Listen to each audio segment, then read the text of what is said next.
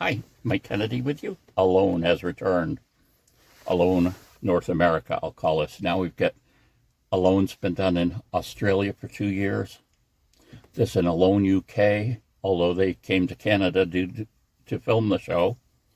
And I'm still watching season 2 of the Australian show. And season 2 is much better than the first one. The first season was almost comical.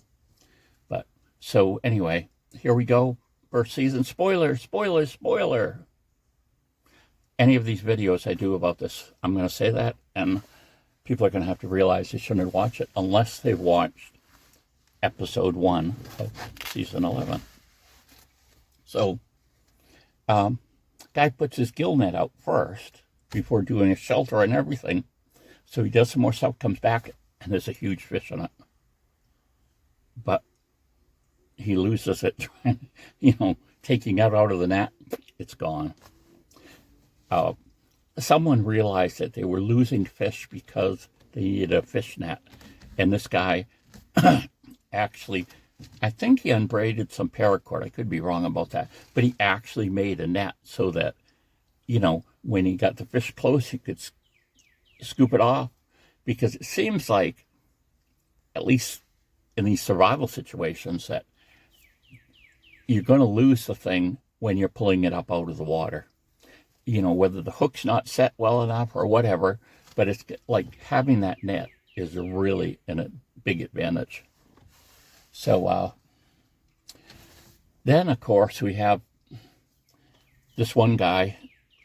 He's going through this real thick brush, and he's got his bow and arrow with him.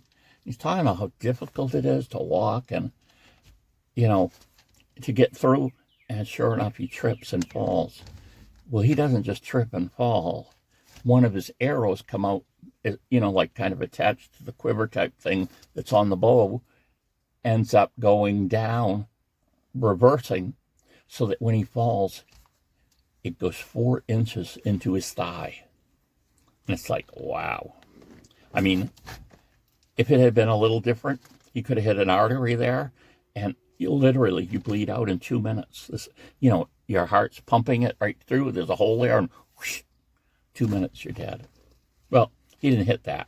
He was able to remove the arrow, get back to, his camp, and do he's called the rescue people by now, and sure enough, they come, they check it, and say, yeah, you need to be in that hospital. We're going to take you right out, and out he goes. You can't overemphasize this idea of what, I don't know who coined the term mechanical injuries, but the idea that just moving around, so many things that can happen to you, that in this scenario, if you were really in a survival situation, could be life-threatening. And, you figure if this guy had done this on his own, and there's no one out to rescue, no one to take him to a hospital or something, the wound could have got infected, all these different things, or just never healed right. So, could have been a dramatic mess. But, so anyway, I thought his name is Cubby, and might talk about a little bit of just what he brings for his 10 things. You have this group of things you have to bring, including this huge camera case with all the camera and battery things in it. And I'm going to find out, they do these health checks, and I'm thinking that they must swap the batteries out, because there's no way that someone's headlamp that was working on day 1 is still shining on day 50 without them getting new batteries. But so here's what this guy brought. Sleeping bag, 2-quart pot, Ferro Rod, Paracord, Multitool, bow and arrow, fishing lines and hooks, snare wire, saw, and axe. So you can see I would say this is the pretty standard thing that people would bring, although there's no gill net in here. So I think that can be kind of important, because other people that have been on the competition seem to have been able to get a lot of fish with a gill net. And the thing about the gill net is it's working when you aren't. And yeah, you can put lines out, which they have done, and, go off and then come back and there can be a fish on the line, which certainly happens. But the what do I say? The gill net just seems so much more effective. And normally a fish gets in it. It's called a gill net because you can imagine it sticks its head in the hole and it can't get through, because it's wider. So it tries to back up and it catches on the gills. So the fish is basically trapped there. And depending on how long he's been there, he could be dead or he could be alive. But it's a very effective way of getting fish. I think at one time, I'm not up with the current regulations on it, but at one time, if you had a plane, you're like one of these bush pilots in Alaska or whatever, it was mandated that part of your kit was a gill net. And, we saw in some of the other seasons, a gill net can be deployed even under ice. They basically make a hole, thread that thing through to another hole, and then if they have to, they make another hole. So they can, depending how big your gill net is, they can make quite a long thing. And one of the other shows from Alaska, they had this thing, and they pulled up a lot of fish, but it was a really long gill net. And now, of course, we're seeing so many people just with a multi-tool. It's kind of replaced that idea of having something small, and that's become the go-to thing for, for your smaller blade, because, of course, you get all the other stuff on it.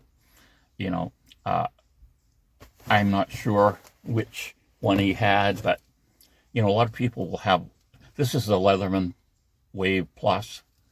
And it's interesting, I've got the file out to show you because it has a diamond back, right? So it can be used to sharpen tools, but it can't sharpen the tools on the multi-tool it's attached to them. Well, come to find out, there's one version, I don't know if it's a Surge or what, but there's one version where this blade is removable and you can put other blades in. Well, just having it removable is a big deal because then you can remove it and you can actually resharpen your knife. And it's like, I don't know how often you would need to sharpen a knife if you're basically there for 50 or 60 days. But, having that ability to take that out and use it is pretty good. And some of the tools are larger and even heavier than the Wave Plus. So I just wanted to mention that. Now, they can't use compound bows. They can only use the regular bows. They've got only so much fishing line and hooks. They have snare wire, saw, and an axe. And one of the guys he's using up his snare wire building the shelter. But then we always have this thing, which is kind of interesting to watch, is what's going to happen with the shelter. They see the bear prints and the wolf prints, and they're thinking, I have to have a fortress. These bears and wolves, they can come right into my, if I have a tent, they can come right in. Well, if you bring food into a shelter and there's a bear and he wants your food, he's going to get it. He's going to get in there no matter what you put up, I think. And so the trick there is to not, and a lot of people continuously break this, but supposedly you're not supposed to have food in your shelter. You're not supposed to even eat it or cook it in your shelter. You're supposed to do it so many yards away so that if there's an attraction to that, bears can smell a really huge distance. And of course, wolves can too, but that can attract a bear to your location. And so having it a ways away from where you are actually sleeping is a brilliant idea. But so many people, you see them and they break that. And there was only one season where this woman had a shelter and I think the bear actually started to come inside the shelter, and she's hitting it with a fry pan, and she's got the air horn and everything. So she doesn't get it, but I think she went out the next day after that. But it's kind of sad too. You see these people, they're only, of course, they can only be one winner, and some of these people, this money is going to change their lives. Maybe they're in debt, or they just have, if they've been living this kind of off-grid homestead lifestyle like this guy has, they just don't have any money. This guy is 33 years old, and he's from Missouri. He's a homesteader, and I'm just reading a little note about it. And of course, he still feels that it was a remarkable experience, even if he did go out on day 4, I believe, because accidents happen, as he said, which is true. So each time I'm going to try to look at someone's equipment list and look how it differs. Now, there's one person who didn't bring fishing line, so that's going to be interesting. But she's part of, I don't want to say this wrong because I'll get the wrong tribe and everything, but let me just say she's a descendant of what you would consider the more indigenous people. And and there's this one other thing this guy does, which I thought this is kind of interesting. So, he's in a place and he can see these small fish. So how he's going to catch them, is he going to, what he does is I'm not sure quite how big it is, but he gets a stick that he can whip and strike the water as hard as he can, and it stuns the fish, and he just picks them up. So in this very short space, now maybe they edited a lot, but basically it seems like in no time at all, he's gotten, they're small, but he's got 5 fish, which is, that's going to make a good meal. So that's interesting. I've never seen someone fish by hitting the water. I've seen people fish with electricity. You stun the fish, telephone generator, turn the handle, the water goes in, stuns the fish, they float to the top. Then there are chemical things different cultures have used where they actually put poison in the water that's poisonous to the fish but not to them. And then too, there's certain plants can make kind of a soapy situation. And those, if you grind them up right and everything, you put them in the water, they can foul the gills of the fish. So basically they come floating to the top.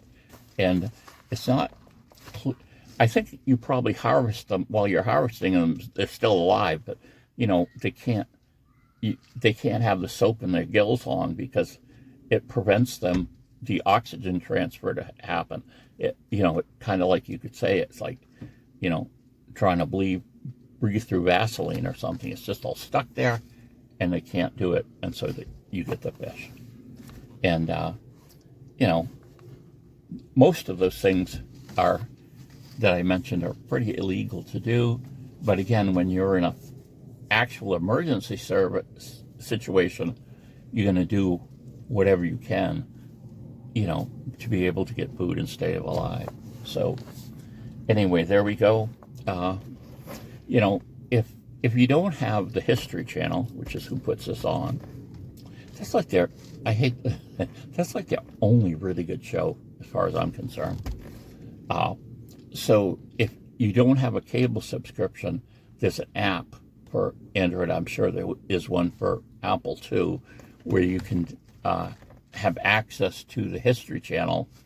Now, I don't know if it's dependent on you having a cable subscription to be able to watch these, but I would still try it and see if you don't have cable even, just try it and see if it will work. Most of the apps don't allow you to do the virtual private networks because they're kind of know that you're watching something in a different country where it hasn't been licensed. Because, shows can be licensed to show in this country, and the country next door, they're not licensed. So in other words, that gives the makers the potential of selling that, let's just say, in this case, Mexico. The people in Canada that put it together, they have the opportunity to sell it to the U.S. Later, they might have the opportunity to sell it to Mexico or whatever. But continuing to make revenue, it isn't just a matter of it's shown somewhere once and it's everywhere where everybody can watch it. No, that's definitely not the case.